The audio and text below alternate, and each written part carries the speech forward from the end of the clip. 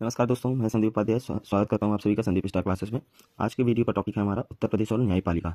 तो चलिए शुरुआत करते हैं देरी न करते हुए। उत्तर प्रदेश में जो न्याय प्रशासन का शीर्ष है वो उच्च न्यायालय है, ठीक है, जिसे हम हाई कोर्ट के रूप में जानते हैं। इसके अधीनस्थ भी न्यायालय हैं, जैसे जिला न्यायालय, पारिवारिक न्यायालय, उत्तर प्रदेश राज्य विधिक सेवा प्राधिकरण और इसके अलावा विधिक सेवा समितियां हैं, ठीक है।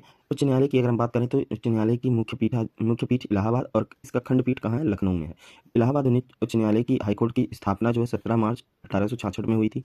ये डेट याद रखिएगा, पूछा जा सकता है स्टैटिक जीके के रूप में कि इलाहाबाद उच्च न्यायालय का स्थापना कब हुआ, तो 17 मार्च 1866 में हुई थी। तो प्रेजेंट टाइम में इलाहाबाद उच्च न्यायालय में न्यायाधीशों की स्वीकृत संख्या जो है वो 160 है। आपसे एक क्वेश्चन है, कमेंट बॉक्स में ये बताइए कि प्रेजेंट टाइम में सर्वोच्च न्यायालय जो हमारे भारत का सुप्रीम कोर्ट है वहाँ पे न्यायाधीशों की स्वीकृत संख्या कितनी है? ये कमेंट बॉक्स में जरूर कमेंट करिएगा। उच्च न्यायालय के न्यायाधीशों की नियुक्ति कौन करता है? तो भैया यहाँ पे राष्ट्रपति जी के द्वारा इनकी नियुक्ति की जाती है। इनकी नियुक्ति 62 वर्ष की आयु तक के लिए की जाती है, ठीक है। इनका कार्यकाल जो होता है, मैक्सिमम एज जो है 62 वर्ष होनी चाहिए, उसके बाद इन्हें रिटायर हो जाता है। न्यायाधीश होने के लिए जो है क्या चीज़ें आवश्यक है, क्या योग्यता आवश्यक है? तो सबसे पहली बात कि वो भारत का नागरिक हो। दूसरा, कम से कम 10 वर्ष तक किसी न्यायिक पद पर काम किया हो, ठीक है, या इतने वर्ष से उच्च न्यायालय में अधिवक्ता का कार्य किया हो, ठीक है। इसके बाद है नियुक्ति के बाद राज्यपाल द्वारा शपथ दिलाया जाता है। अब याद रखिएगा, उच्च न्यायालय के न्यायाधीश की नियुक्ति राष्ट्रपति के द्वारा होती है। दो चीज़ याद रखिएगा, बहुत ही डीप क्वेश्चन है कि उच्च न्यायालय के न्यायाधीश की नियुक्ति राष्ट्रपति के द्वारा होती है, लेकिन शपथ उन्हें कौन दिलाता है? नियुक्ति के बाद राज्यपाल दिलाता है, याद रखिएगा। जिला न्यायालय की अगर हम बात करें तो ये उत्तर प्रदेश में कुल 75 जिले हैं और 75 न्यायिक जिलों में बांटा गया है। मतलब 75 जिला न्यायालय हमारे उत्तर प्रदेश में मौजूद है, जिसमें प्रत्येक जिले का नियंत्रण एक जिला न्यायाधीश के अधीन होता है। जिला जज के अतिरिक्त जिले स्तर का एक और न्यायाधीश, जिसे जिला सेशन जज के रूप में जाना जाता है, ठीक है। इन दोनों जजों की नियुक्ति उच्च न्यायालय के परामर्श से राज्यपाल के द्वारा होती है। मतलब जिला के स्तर पर जो न्यायालय होते हैं और वहाँ पे जो जिला सेशन जज और जिला न्यायाधीश होते हैं, इनकी नियुक्ति जो उच्च न्यायालय होता है उनके परामर्श से राज्यपाल के द्वारा किया जाता है। इसके अलावा जिला एवं सेशन जज के नीचे जो है अधीनस्थ न्यायिक सेवा होता है, जो दो भागों में बटा होता है। एक उत्तर प्रदेश सिविल न्यायिक सेवा PCSJ और एक होता है उत्तर प्रदेश उच्चतर न्यायिक सेवा में विभक्त किया जाता है। इनकी नियुक्ति भी राज्यपाल के द्वारा उच्च न्यायालय एवं लोक सेवा आयोग के परामर्श से की जाती है।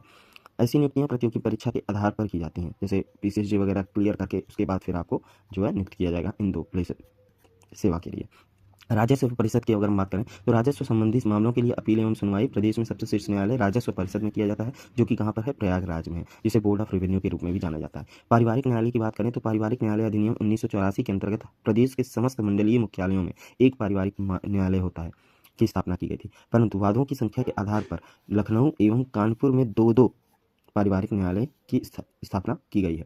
लोक अदालत की अगर हम बात करें तो संविधान के 42वें संशोधन द्वारा किस संशोधन, ये बहुत इंपॉर्टेंट पार्ट हो जाता है, याद रखिएगा। ये आपके पीसीएस वगैरह और भी अन्य एग्जामों के लिए बहुत इंपॉर्टेंट पॉइंट है कि संविधान के 42वें संशोधन द्वारा नीति निर्देशक तत्वों में एक नया अनुच्छेद 39 का जोड़कर समाज के कमजोर लोगों के लिए निःशुल्क विधिक सहायता की व्यवस्था की गई है, ठीक है, जिसमें फ्री ऑफ कास्ट सारी सुविधाएं दी जाती हैं। आपकी सुनवाई होगी, आपके अपील होंगे और आपको न्याय मिलेगा। इसी धारा के तहत जो है प्रदेश सरकार द्वारा 1987 में डेट याद रखिएगा, विधिक सेवा प्राधिकरण अधिनियम 1987 पारित किया गया था। तो ये वाला पॉइंट बहुत इंपॉर्टेंट है आपके परीक्षा के पॉइंट ऑफ व्यू से, ये भी आप जरूर याद रखिएगा। इस अधिनियम के परिप्रेक्ष्य राज्य स्तर में उत्तर प्रदेश राज्य विधिक सेवा प्राधिकरण, जिला स्तर पर जिला विधिक सेवा प्राधिकरण और तहसील स्तर पर तहसील विधिक सेवा प्राधिकरणों की स्थापना की गई।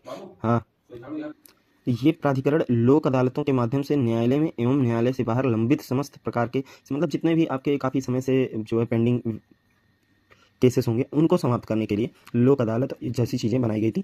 इसके अलावा विधिक अधिकारों के प्रति जन जागरण तथा समाज के निर्बल लोगों को निःशुल्क विधिक सेवा उपलब्ध कराए जाने के लिए सतत प्रयासरत है, ठीक है। तो आज का हमारे ये उत्तर प्रदेश न्यायालय न्यायपालिका कंप्लीट हुआ। अगर वीडियो पसंद आए तो लाइक शेयर सब्सक्राइब करना ना भूलिए। और जो मैंने क्वेश्चन आपसे किया है कि भारत के सर्वोच्च न्यायालय में सुप्रीम कोर्ट में न्यायाधीशों की संख्या कितनी है, इसको कमेंट बॉक्स में जरूर कमेंट करके बताइएगा। धन्यवाद।